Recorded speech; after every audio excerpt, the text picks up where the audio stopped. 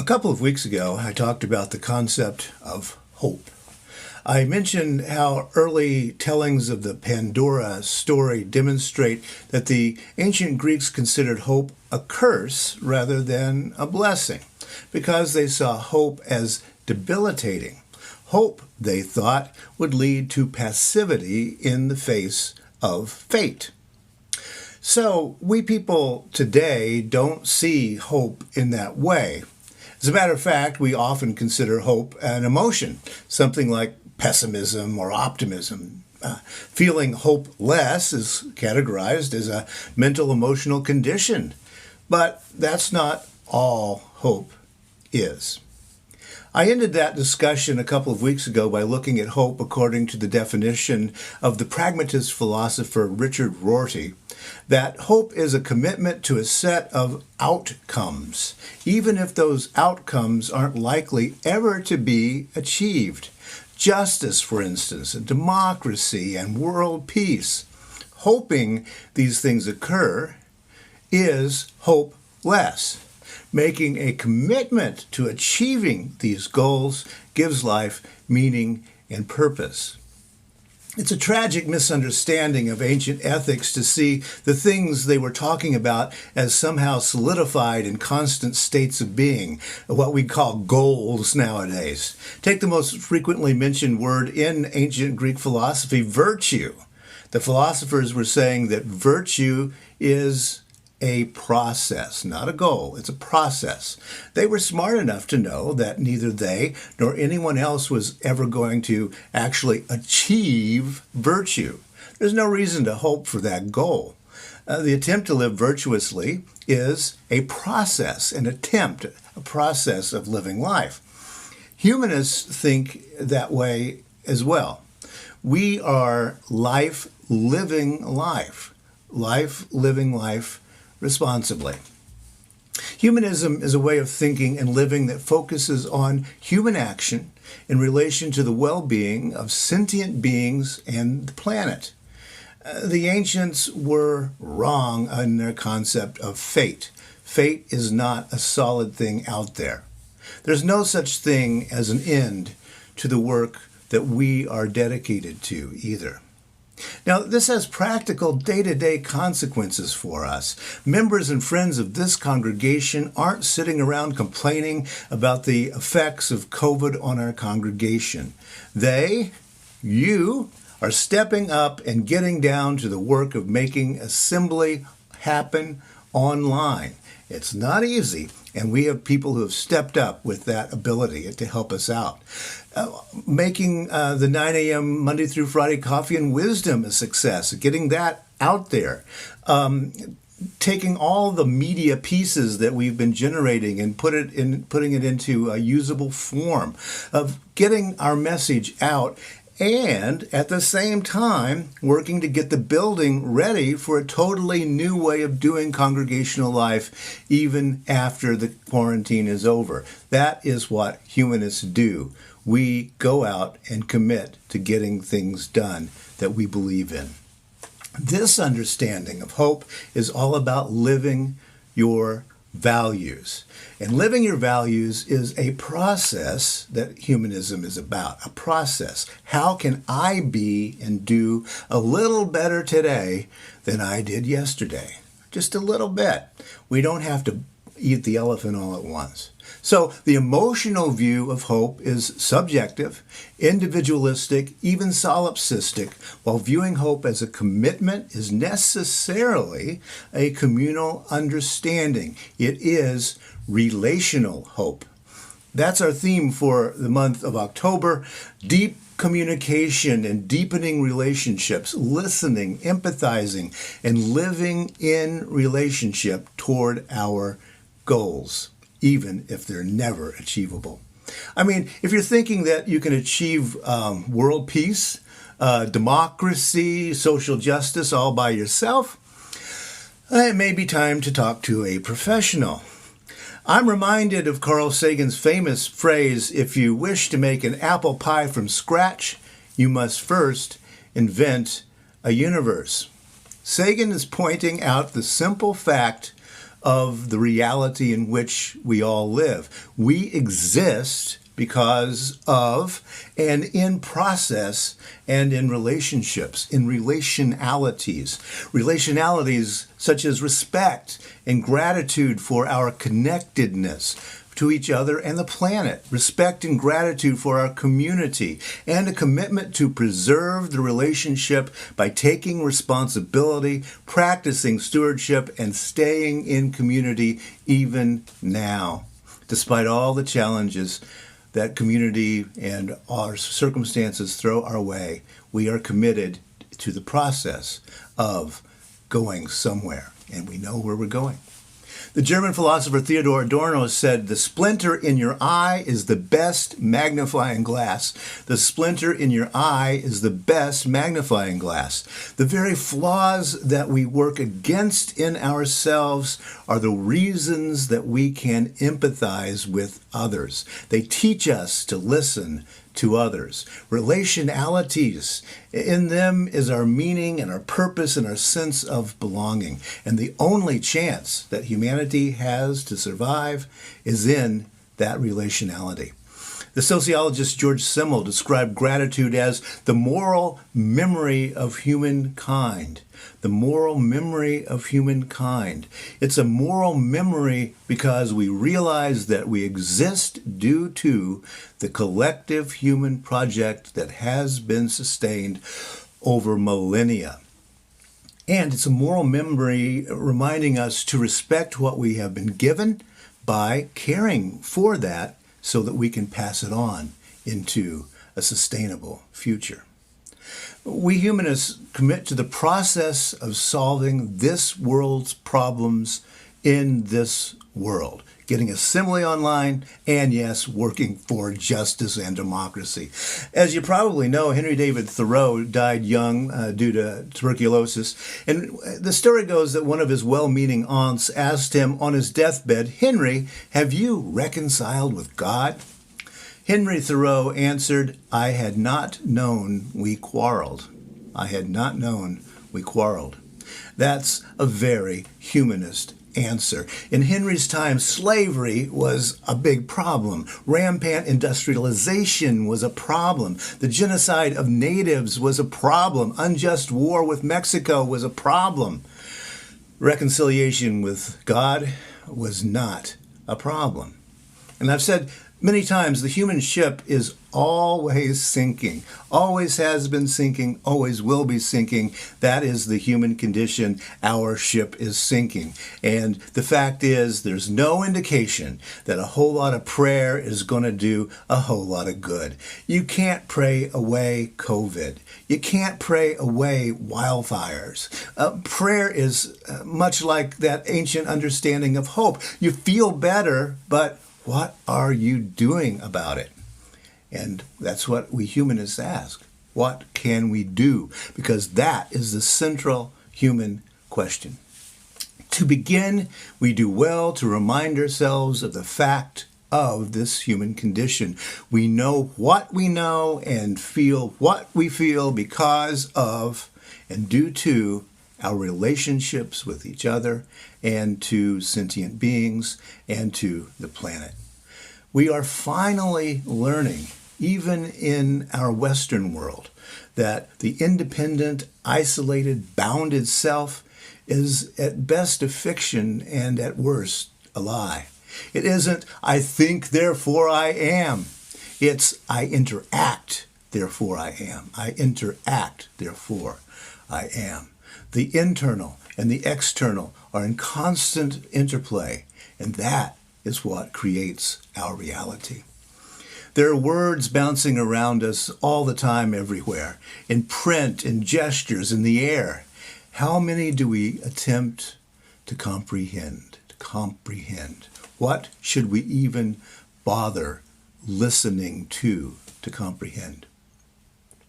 One intriguing recent theory is called shared intentionality. Shared intentionality theory posits that through sharing intentionality, over the millennia, humans developed the ability to jointly consider one problem. A group thinking about one problem all at the same time. And that theory goes that that's how we developed language and why. How we developed imitative learning. Oh, I can learn to do that. I'll just watch you. And also the ability to teach each other and pass these things down through the time. That's about sharing intention. It's sharing the intention of getting this one thing accomplished. Fact is, we really don't know what it means to think outside of a collective consciousness. We are human because we evolved to share intentionality and thereby to accomplish what we accomplish. That's why it's so frustrating for us humanists when we see so many people ignoring COVID, thinking it will go away, or ignoring climate change, thinking it will just go away. We know that human shared intentionality is the answer in both of those cases and in a whole lot more. Hope lies in commitment to the goals, in shared intentionality. We've got polarizing issues happening in the United States at the moment. We've got a broken social contract. We don't listen to each other. We can't listen to each other, and we can't comprehend each other. That's why we are all in such desperate need of the voluntary associations that build civil life, associations such as congregations. Now think with me a few moments about what a community actually is when I talk about FUS being a community. And there's a great little book by Charles H. Vogel called The Art of Community, 7 Principles for Belonging. Love the book. Vogel says that communities form around 4 principles of agreement. A community, he says, has an origin story, how things began. A community has a cosmology, what the universe is like. A community has an agreed upon source of moral truth.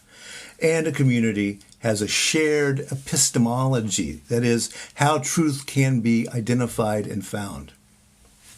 You've heard me tell the story of congregational humanism at First Unitarian Society over and over because I tell it every time I get a chance, because this origin story matters. This congregation came out of a group called the Liberal League, a nationwide movement in the late 19th century dedicated to fighting censorship in the United States mail. Censorship of such things as birth control, women's health, and religious liberalism. The Liberal League lost their fight. The censorship in the U.S. mail went on for another 6 decades. But the Liberal League of Minneapolis continued meeting, becoming a reading group studying the ideas of Charles Darwin. And that culminated in the beginning of our congregation in 1881 in the incorporation. Thus, in 1916, when John Dietrich interviewed for the position that I now hold of senior minister, he said, hey, I invented this new thing called religious humanism. And the people of the congregation said, wow, we want to know about that. That sounds like us. They were intrigued by this new idea. We have an origin story as a congregation, how things began and what we're about. As the Aspirations of our society phrases it, support one another's journey toward meaning and connection in the here and now. We also share a cosmology, what the universe is like. It's amazing and awe-inspiring, we believe, but it also has laws that we can learn and thus find out things about our cosmos. As our Aspirations put it, we aspire to live joyfully and ethically in loving, reverent relationship with humanity and nature. A community has an agreed upon source of moral truth. We believe that evolution shaped the human animal into a cooperative social animal able to share together and figure out how to fix problems. As our Aspirations phrase it, make the change we need for a more just, compassionate, and peaceful world.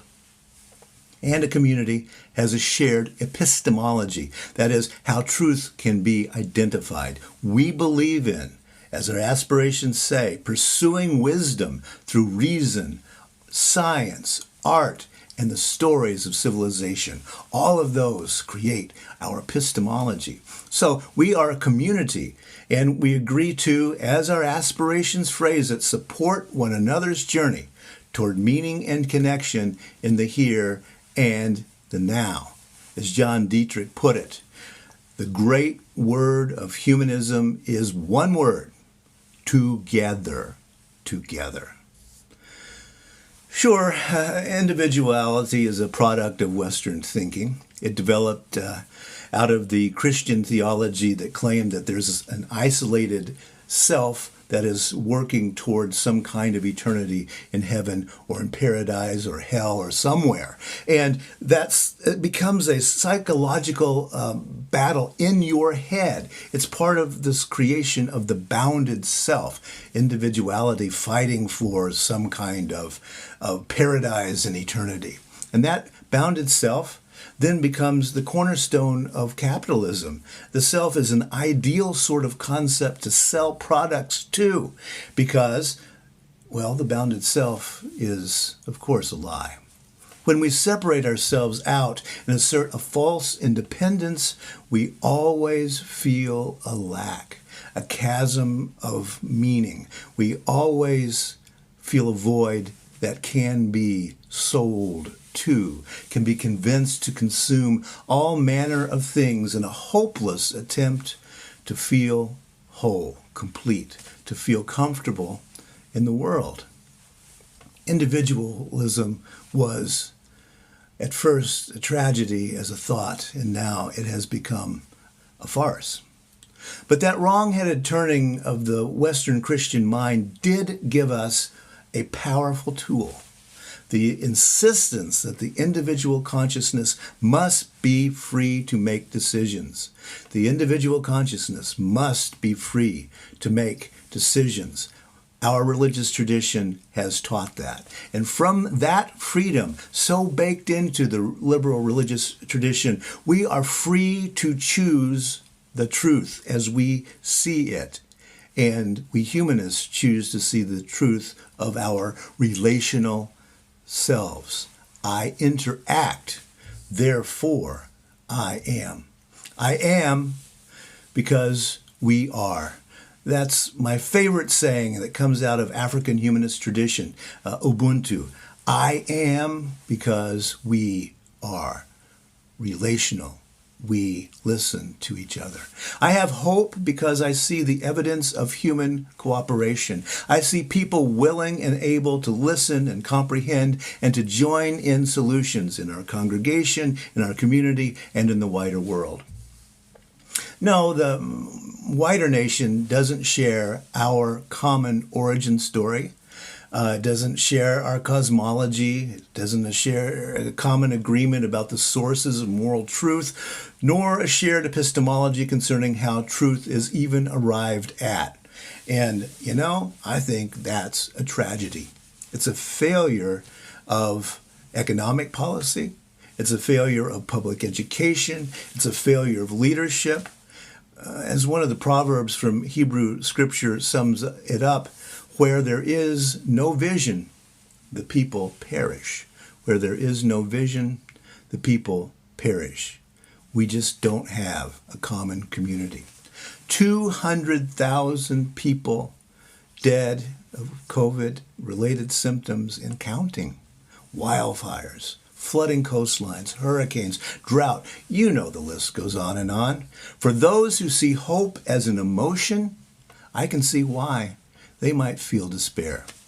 But for those of us who embrace relationship and process and community and shared intentionality, for us, hope is a commitment, not an emotion, a commitment. And no one can stop our commitment to our shared values.